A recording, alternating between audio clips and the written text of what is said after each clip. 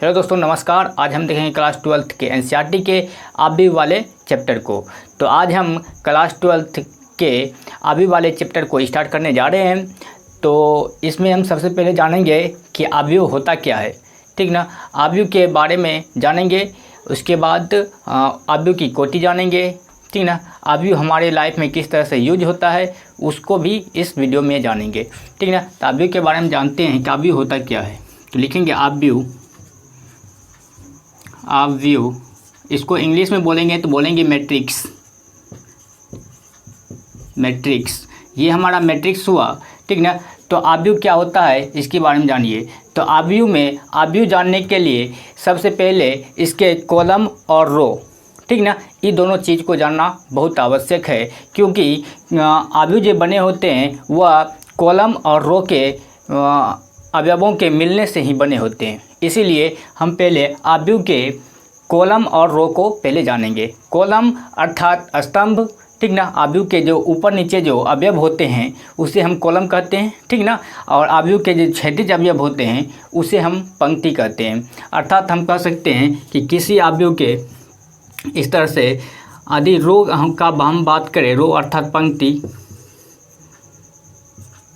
पंक्ति, ठीक ना। यदि हम पंक्ति की बात करें तो किसी आबीव के क्षैतिज अवयव को, जो भी क्षैतिज अवयव होंगे, क्षैतिज मतलब पृथ्वी तल के समांतर, ठीक ना, जो क्षैतिज अवयव होंगे वही उस आबीव का पंक्ति कहलाएगा, ठीक ना। मतलब कह सकते हैं कि किसी आबीव के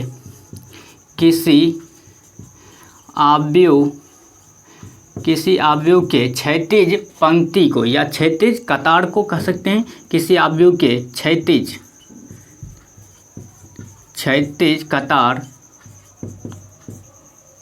कतार को उस आबीव का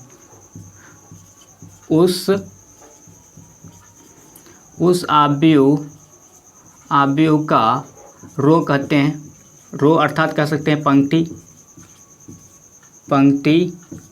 ठीक ना, कहते हैं, ठीक ना।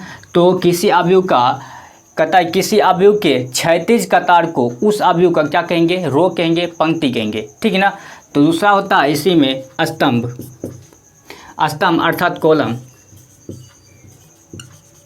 कॉलम, ठीक ना, इसको बोलेंगे स्तंभ। तो किसी आबीव के जो उदग्र अवयव होते हैं, जो आबीव में उदग्र मतलब ऊपर नीचे पृथ्वी तल के लंबवत जो अवयव होते हैं उसे उस आबीव का स्तंभ कहा जाता है, अर्थात कॉलम कहा जाता है। लिख सकते हैं आप किसी आबीव के, ठीक ना, किसी आबीव के, ठीक ना, लंबवत कतार को, लंबवत अवयव कह सकते हैं, लंबवत अवयवों को, ठीक ना, उस आबीव का कॉलम कहलाता है। कॉलम अर्थात स्तंभ कहलाता है, स्तंभ, ठीक ना, कहलाता है। आप इस तरह से कर सकते हैं कि किसी आबीव के जो ऊपर नीचे अवयव होंगे, ऊपर नीचे मतलब जो लंबवत अवयव होंगे, ठीक ना, उसी अवयव को हम बोलेंगे उस आबीव का कॉलम, ठीक ना। कॉलम अर्थात स्तंभ कहेंगे, ठीक ना। यदि हम मान लेते हैं कि ये एक आबीव है, इसमें दिया गया है 2, 3, 5, 6, ठीक ना। तो इसके देखिए क्षैतिज मतलब इस तरह से जो कतार होंगे पृथ्वी तल के समांतर, पृथ्वी वो है, इसके समांतर जो कतार होंगे, तो ये होगा आपका क्षैतिज पंक्ति होगा आपका, ये रो होगा, पंक्ति होगा, ठीक ना। ये होगा आपका पंक्ति, ठीक ना, मतलब रो कह सकते हैं इसको। तो इसमें क्या रो है? एगो तो ये हो गया, एगो ई हो गया, कितना हो गया? मतलब रो की संख्या कितना हो गया जी? 2, अर्थात पंक्ति की संख्या कितना हो गया? 2, ठीक ना। उसके बाद इसी में अधिक रहेगा कि इसी आबीव में कॉलम मतलब स्तंभ कितने हैं, तब इसमें देखेंगे स्तंभ मतलब जो लंबवत है, लंबवत मतलब देखिए इस तरह से देखिए और इस तरह से देखिए, इसमें देखिए एगो तो यहाँ से बन रहा है जी, तो ये एगो स्तंभ हो गया, ठीक ना। दूसरा एगो यहाँ से बन रहा है जी, तो ये भी एक स्तंभ हो गया। मतलब इस अवयव में स्तंभ की भी संख्या कितना है जी, स्तंभ अर्थात कॉलम की भी संख्या कितना है जी, 2। ई क्षैतिज हुआ, क्षैतिज की भी संख्या 1 और 1 2, ठीक ना। और कॉलम की भी संख्या देखिए 1 तो ई बन रहा है, 1 ई बन रहा है, ठीक ना। तो कॉलम की भी संख्या कितना है जी, 2 ठो, ठीक ना। तो कॉलम और स्तंभ हमारे ख्याल से अच्छा से समझ गए होंगे, ठीक ना। तो अब हम अवयव के बारे में जानेंगे कि अवयव क्या होता है, ठीक ना। अवयव, इस अवयव के बारे में जानेंगे। अवयव इसको बोलेंगे, इंग्लिश में बोलेंगे तो मैट्रिक्स बोलेंगे, ठीक ना। इंग्लिश में यदि इसको बोलेंगे तो मैट्रिक्स बोलेंगे। तो ये अवयव क्या होता है इसके बारे में अभी हम जानेंगे। तो अवयव जो होता है एम पंक्ति और n स्तंभ में अवयवों का एक आयताकार समूह होता है। कह सकते हैं कि m पंक्ति और n स्तंभ में, m पंक्ति मतलब रो ना, और स्तंभ मतलब कॉलम। कहता है कि m पंक्ति और n स्तंभ में अवयवों का एक आयताकार अरेंजमेंट होता है, ठीक ना, व्यवस्था होता है, जिसे आप अवयव कह सकते हैं, ठीक ना। तो इसमें हम लिख सकते हैं कि m पंक्ति और n स्तंभ में अवयवों का एक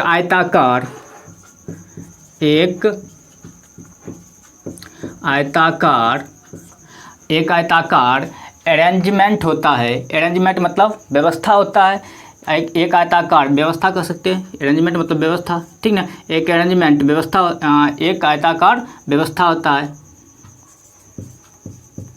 व्यवस्था, अर्थात इसको लिख सकते हैं अरेंजमेंट।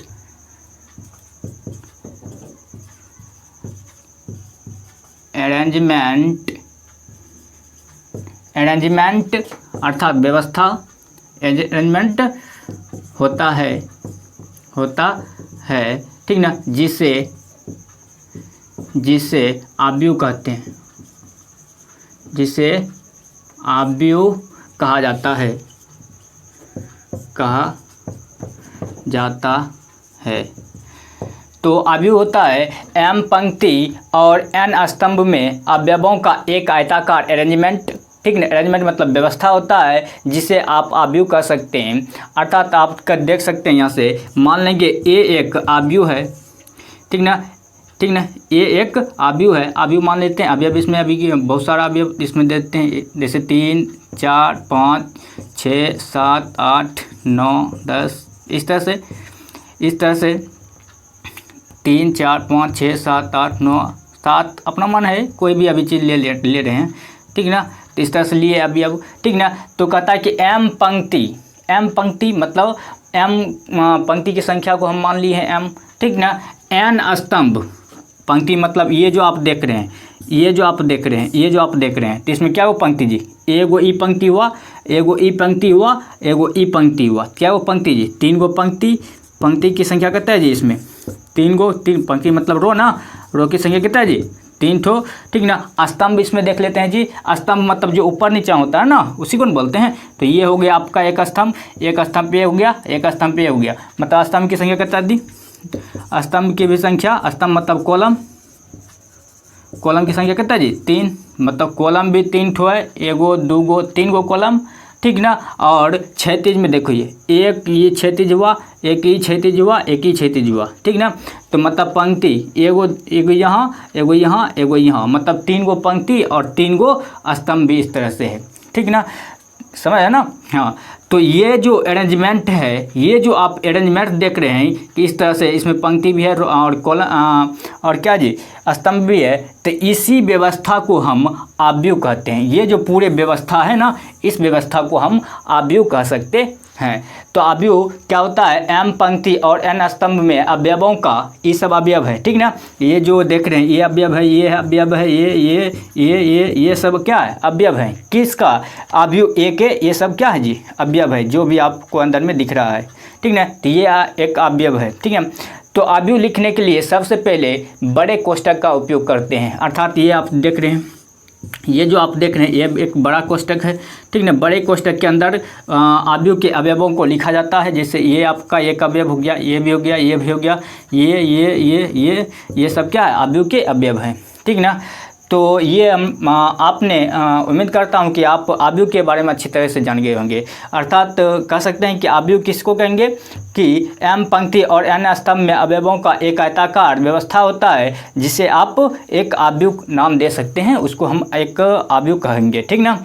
हाँ, तो ये हुआ हमारा आव्यूह। तो अब इसमें आव्यूह की हम कोटि के बारे में जानेंगे कि आव्यूह का कोटि किस तरह से निकलता है, ठीक ना। आव्यूह की कोटि क्या होती है उसके बारे में जानेंगे, ठीक ना।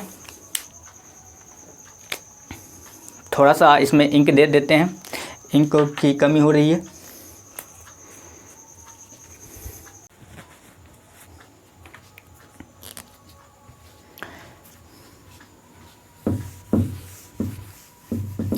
तो इस तरह से आव्यूह आप समझ गए हैं, ठीक ना। तो अब आव्यूह की हम कोटि को जानते हैं कि आव्यूह की कोटि क्या होती है, ठीक ना। अगला पॉइंट लेंगे हम आव्यूह की कोटि। आव्यूह की कोटि अर्थात आप कह सकते हैं order of matrix. Order of matrix order of matrix क्या होता है इसके बारे में अभी हम जानेंगे कि ऑर्डर ऑफ मैट्रिक्स क्या होता है, मतलब आव्यूह की कोटि किस तरह से निकलता है इसके बारे में अभी हम जानेंगे। तो आव्यूह का कोटि निकालने के लिए आव्यूह में कितने स्तंभ है और कितने पंक्ति हैं उसको देख कर के ही आव्यूह की कोटि निकाला जा सकता है। अर्थात आव्यूह की कोटि बराबर जो होता है वो होता है, किसी आव्यूह की कोटि बराबर होता है आपका आव्यूह कोटि बोलेंगे अर्थात ऑर्डर, ठीक ना। तो आव्यूह की जो कोटि होती है वो होता है पहले रो क्रॉस, ठीक ना, कॉलम, ठीक ना। आव्यूह की जो कोटि होते हैं रो क्रॉस कॉलम होता है। अर्थात रो कह सकते हैं पंक्ति को, किसी आव्यूह की पंक्ति को, ठीक ना। और क्रॉस कॉलम कह सकते हैं स्तंभ को, ठीक ना, किसी आव्यूह के स्तंभ को, ठीक ना, बोलेंगे कॉलम, ठीक ना। तो रो क्रॉस कॉलम को ही क्या बोलते हैं, आव्यूह की कोटि बोलते हैं। अर्थात मान लेते हैं यदि ये एक कोई आव्यूह है 3, 5, 6, 9, मान लेते हैं कोई, अभी इसमें बहुत सारा अवयव है, कुछ भी ले सकते हैं, ठीक ना। 4, 5, 9, 6 कुछ भी, ठीक ना, 7, 3, 2 इस तरह से हमने एक आव्यूह लिया है, ठीक ना। इसमें कितने रो है और कितने कॉलम है इसको केवल गिनना है आपको, ठीक ना। तो आप देख रहे हैं कि इसमें एक पंक्ति हुआ, दूसरा पंक्ति हुआ और तीसरा पंक्ति हुआ, और है क्या पंक्ति, ठीक ना। ये वो पंक्ति ये हो गया, ठीक ना, दूसरा पंक्ति ये हो गया आपका और तीसरा पंक्ति ये हो गया आपका, ठीक ना। तो इसमें पंक्ति की संख्या कितना है जी, पंक्ति अर्थात रो मतलब पंक्ति रो, ठीक ना। पंक्ति की संख्या इसमें कितना है जी 3, तो लिखेंगे 3 पंक्ति की संख्या। ये वो पंक्ति ये हुआ, दूसरा पंक्ति ये हुआ, तीसरा पंक्ति ये हुआ, तो पंक्ति की संख्या कितना है जी 3 ठो, तो रो की संख्या कितना हो गया जी 3, ठीक ना। अब देखेंगे स्तंभ मतलब ऊपर नीचा देखते हैं ना, तो ऊपर नीचा एक स्तंभ ये हो गया, दूसरा स्तंभ ये हो गया, एक स्तंभ ये नहीं हुआ, दूसरा स्तंभ ये हुआ, तीसरा स्तंभ ये हुआ, चौथा स्तंभ ये हुआ, मतलब स्तंभ की संख्या इसमें क्या गो 4 गो। लिखेंगे स्तंभ अर्थात कॉलम की संख्या कितना है जी 4, कॉलम मतलब स्तंभ, ठीक ना। स्तंभ की संख्या कितना है जी 4। तो आप जानते हैं कि आव्यूह की कोटि निकालने के लिए क्या करते हैं, रो क्रॉस कॉलम, रो और इनटू करके क्या करते हैं जी स्तंभ को कॉलम को करते हैं, ठीक ना। तो ये हो जाता है आपका। तो इस आव्यूह में ये जो आव्यूह है इस आव्यूह में इस आव्यूह की कोटि यदि हम पूछ लें कि आव्यूह की कोटि बराबर क्या हो जाएगा, तो इसका देखिए पंक्ति कितना है जी 3 पंक्ति, अभी 3 है ना, 1 को 2 ठो 3 ठो 3 पंक्ति, तो लिखेंगे 3, ठीक ना, क्रॉस। उसके बाद कॉलम की संख्या कितना है जी 4, तो जाएगा 4। तो ये जो आव्यूह बन रहा है इस तरह से जो आव्यूह था, ठीक ना, इस तरह से जो है 3, 5, 6, 9, ठीक ना, 4, 5, 9, 6, ठीक ना, 7, 6, 3, 2, ये जो है तो इस आव्यूह की कोटि क्या हो जाएगा 3 क्रॉस 4, ठीक ना। तो इसको लिख सकते हैं 3 क्रॉस 4 इस तरह से, ठीक ना। तो इस आव्यूह की कोटि कितना हो जाएगा 3 क्रॉस 4, ठीक ना। तो इस तरह से आप कर सकते हैं, अवयव की किसी भी अवयव की आप कोटि निकाल सकते हैं। यदि आपको हम पूछ दें कि एक अवयव के आपको कोटि निकालना है, मान लीजिए ये एक अवयव है, इसमें दिया गया है 5 6 9 3 2 5, ठीक ना, 6 4 3। यदि इसका बोल दें कि अवयव ए इतना दिया गया है, तो इस अवयव की कोटि निकालने के लिए यदि बोल दिया जाए तो आप सीधी तरीके से कर सकते हैं कि अवयव में क्या होता है, पंक्ति और स्तंभ का गुणन होता है, ठीक ना। तो इसमें कर सकते हैं क्या पंक्ति है जी, एक पंक्ति ये हो गया, दूसरा पंक्ति ये हो गया, तीसरा पंक्ति ये हो गया, तो क्या पंक्ति हो गया जी, 3 ठो। तो पंक्ति पहले लिखते हैं तो लिखेंगे पंक्ति 3 हो गया, उसके बाद क्रॉस, उसके बाद क्या करेंगे, स्तंभ देख लेंगे, एक स्तंभ यहाँ से ये हो गया, दूसरा स्तंभ यहाँ से ये हो गया, तीसरा स्तंभ यहाँ से ये हो गया, मतलब स्तंभ की संख्या कितना हो जाएगी जी, 1 2 3 ठो, तो इसमें हो जाएगा 3, ठीक ना। तो 3 क्रॉस 3 ऑर्डर का ये क्या है, एक अवयव है, ये जो अवयव है ये 3 क्रॉस 3 ऑर्डर का है। इस तरह से कर सकते हैं। यदि आपको और कोई दे दे कि यदि ए मानिए, बी मानिए, सी मानिए, यदि हम अभी मान लेते हैं बी, कोई अवयव दिया गया है, ठीक ना, 6 7 8 7 5 6 इस तरह से दिया गया है, ठीक ना, 7 8 9 6 5 4 3 2 इस तरह से दिया गया है। कहेगा इस अवयव के, ये जो अवयव हमारा बना है, ये जो अवयव बना है, इस अवयव की कोटि निकालने के लिए कैसे निकालेंगे, तो सिंपली बात है, पंक्ति और स्तंभ हम देखेंगे कि इसमें कितने पंक्ति हैं और कितने स्तंभ हैं, ठीक ना, उसको देख करके हम निकाल सकते हैं इस अवयव की कोटि। तो इस अवयव की कोटि निकालने के लिए क्या करेंगे, इसके पंक्ति पे गिनेंगे, एक पंक्ति ये हो गया, दूसरा पंक्ति ये हो गया, तीसरा पंक्ति हो गया, तो मतलब पंक्ति की संख्या कितना है, 3, ठीक ना। और स्तंभ देखेंगे, उसके बाद क्या होता है, स्तंभ ना, कॉलम ना। किसी भी अवयव की कोटि निकालने के लिए क्या करते हैं, पहले पंक्ति अर्थात रो और क्रॉस करके क्या करते हैं, कॉलम, ठीक ना। तो इसी तरह इसमें देखिए कॉलम क्या है, 1 2 3 4, तो इसमें क्रॉस करके लिखेंगे 4, ठीक ना। तो 3 क्रॉस 4 कोटि की ये अवयव होगा, ठीक ना। तो आप उम्मीद करते हैं कि आप कोटि ठीक ढंग से समझ गए होंगे कि किसी भी अवयव की कोटि आप किस तरह से निकालते हैं, ठीक ना। तो आप इसका गुणनफल नहीं कीजिएगा, केवल उसका क्रॉस ही रहेगा, ठीक ना, कोटि निकालने में, ठीक ना। यह अवयव का रूल है, ठीक है। यदि इसका गुणनफल कर देते हैं तो अवयव में जितने भी अवयव हैं वो हो जाएगा, वो उसकी संख्या निकल जाएगी, ठीक ना। तो ये अवयव के अभी क्या था जी, कोटि था। तो आप अवयव की कोटि को इस तरह से निकाल सकते हैं, ठीक ना। आगे देखते हैं अवयव में अवयवों की संख्या, ठीक ना। अवयव में अवयवों की संख्या आप किस तरह से निकालिएगा ये आप सीखेंगे, ठीक ना। तो यहाँ से देखिए, यहाँ हम मिटा रहे हैं,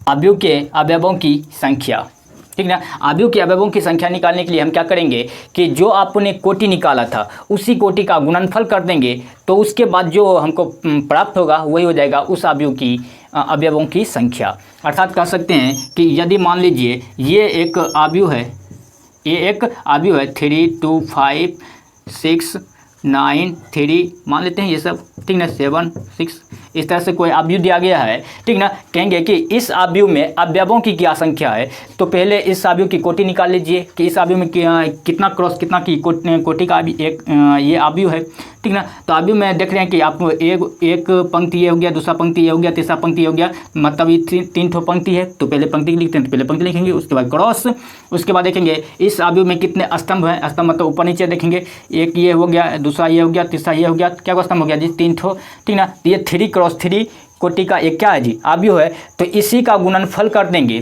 ठीक है ना। तो अवयव के अवयवों की संख्या निकल जाएगी कि इसमें कितने अवयव हैं, उस अवयवों की संख्या निकल जाएगी। मतलब ये जो अवयव मतलब कहने का मतलब है कि इसमें कौन कौन सा संख्या आया है, कौन कौन सा नंबर आया है। तो ये आया है, ये आया है, ये सब अवयव हैं इसके, ठीक नहीं, ये सब अवयव हैं, ये सब अवयव हैं। तो इसको एक साथ गिनने के लिए हम क्या करेंगे कि इसके कोटि का गुणनफल कर देंगे, जो आएगा वही उस अवयव का अवयव हो जाएंगे, वही उस अवयव का अवयव हो जाएंगे, संख्या हो जाएंगे, ठीक ना। तो अवयव के अवयवों की संख्या निकालने के लिए क्या करेंगे, यदि इस अवयव का अवयवों की संख्या निकालना है तो लिखेंगे अवयव ए, ये दिया ना, ए की अवयवों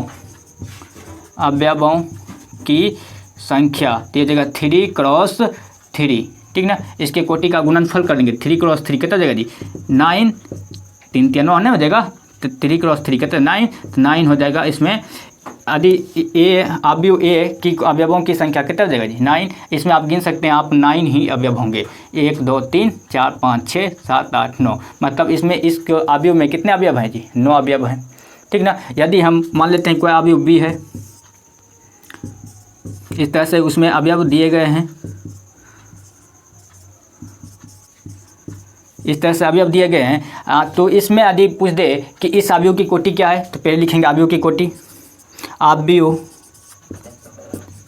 बी की कोटि, तो कोटि आप जान रहे हैं कोटि क्या हो जाएगा जी, कोटि मतलब इसमें पहले पंक्ति देखेंगे, एक पहला पंक्ति ये हो गया, दूसरा पंक्ति ये हो गया, तीसरा पंक्ति ये हो गया, लिखेंगे 3 क्रॉस, पहले पंक्ति लिखते हैं, उसके बाद क्रॉस करके लिखते हैं स्तंभ, स्तंभ पहला स्तंभ ये हो गया, दूसरा स्तंभ ये हो गया, तीसरा स्तंभ ये हो गया, चौथा स्तंभ ये हो गया, तो स्तंभ की संख्या कितना है जी 4, ठीक ना। तो अवयव की कोटि निकाल, अवयव की अवयव तो कोटि निकाल दिए, अवयव के अवयवों की संख्या निकालनी है, तो लिखेंगे अवयव बी का ना, अवयव बी की अवयवों की संख्या, अवयवों की संख्या निकालने के लिए क्या करते हैं, इसका जो क्रॉस प्रोडक्ट होता है, इसका जो क्रॉस होगा वही उसकी अवयवों की उसी अवयव के अवयवों की संख्या होगा, मतलब इसका क्रॉस कर दीजिए 3 चौक कितना हो जाएगा जी 12, ये हो जाएगा 12 इस अवयव की अवयवों की संख्या हो जाएगा, मतलब इस अवयव में अवयव जो होगा वह 12 ही होंगे, मतलब 1 2 3 4 5 6 7 8 9 10 11 12, अवयव में अवयवों की संख्या कितना हो गया जी 12, ठीक ना। तो इस तरह से कर सकते हैं, उसके कोटि का गुणनफल क्या हो जाएगा, उस अवयव की अवयव हो जाएंगे, ठीक ना, और उसका क्रॉस जो होगा वो होगा उस अवयव की कोटि, ठीक ना। तो यहाँ तक समझ गए होंगे अवयव की अवयवों की संख्या निकालने के लिए, ठीक ना।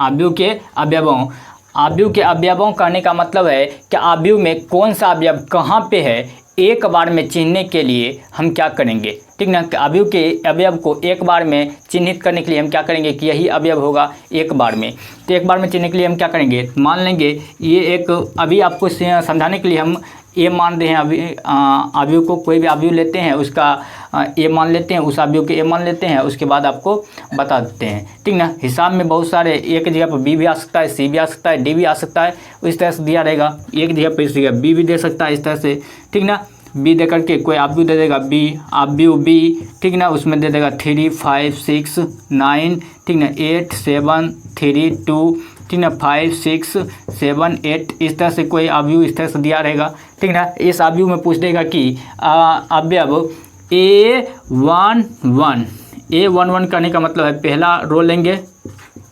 दूसरा लेंगे कॉलम, ठीक ना। A11 पर कौन सा अवयव है उस अवयव को चिन्हित करके निकालेंगे कि वो अवयव कौन सी है, तो पहला रो और दूसरा कॉलम, तो A11 मतलब पहला रो और पहला कॉलम, पहला रो और पहला कॉलम में कौन सा आ रहा है, पहला रो ई हो गया और पहला कॉलम भी ए हो गया, तो मतलब अवयव कौन सा हो गया जी 3, तो A11 पर कौन सा अवयव हो जाएगा जी 3, समझ आए बात को।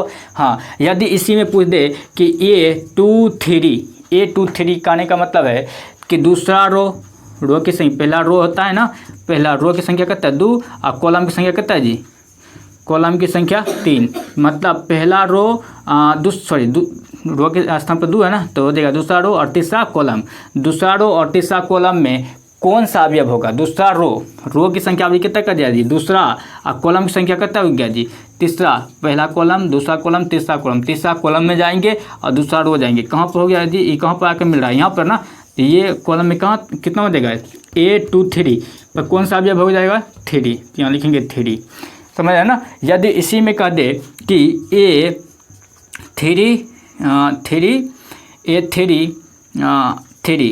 A33 करने का मतलब है कि तीसरा रो, ठीक ना, पहले रो लिखते हैं ना, तो तीसरा रो और तीसरा कॉलम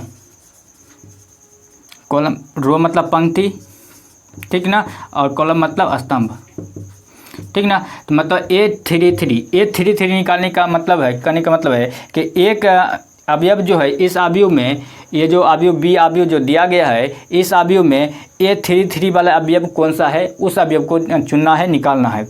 A33 मतलब तीसरा रो और तीसरा कॉलम, तीसरा रो तो ये हो गया, ठीक ना। इस तरह से तीसरा रो जाएगा और कॉलम कहाँ से जी, तीसरा ना, तो तीसरा कॉलम, पहला कॉलम ये हो गया, दूसरा कॉलम, तीसरा कॉलम यहाँ है, तीसरा पंक्ति और तीसरा स्तंभ, मतलब तीसरा रो और तीसरा कॉलम, तीसरा रो और तीसरा कॉलम पर यहाँ ये आ रहा है 7, तो लिखेंगे यहाँ पर कितना जी 7। ये हो जाएगा आपका ये 3 वाले अवयव, ठीक ना। तो इस तरह से आप निकाल सकते हैं इसमें, ठीक ना। थैंक यू दोस्तों, आप सबसे फिर मुलाकात करेंगे अगले वीडियो में एक नए टॉपिक के साथ अवयव में, ठीक ना। तो अवयव के प्रकार के बारे में हम जानेंगे कि बहुत सारे अवयव के प्रकार होते हैं, उस अवयव के प्रकार के बारे में हम जानेंगे अगले वीडियो में। तब तक के लिए धन्यवाद, रहिए मस्त, रहिए खुश, रहिए एकदम मस्ती से पढ़िए। थैंक यू, मिलते हैं फिर अगले वीडियो में, धन्यवाद।